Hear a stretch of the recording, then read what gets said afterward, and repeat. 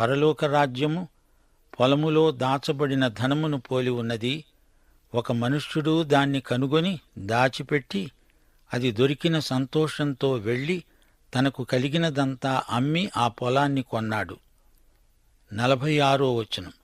మంచి ముత్యములను కొనడానికి వెతుకుతున్న వర్తకుడు అమూల్యమైన ఒక ముత్యమును కనుగొని పోయి తనకు కలిగినదంతా అమ్మి దాన్ని కొన్నాడు.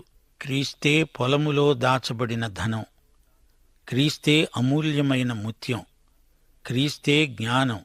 దీనిని కనుగొన్నవారే ధన్యులు. జ్ఞానమును గొప్ప చేస్తే అది నిన్ను హెచ్చిస్తుంది. దానిని కౌగిలించుకుంటే అది నిన్ను హెచ్చిస్తుంది. ఈ జ్ఞానాన్ని ఘనపరచాలి, దాన్ని కౌగిలించుకోవాలి. అది నీ తలకు అందమైన మాలికను కడుతుంది, ప్రకాశమానమైన కిరీటాన్ని నీకు దయచేస్తుంది.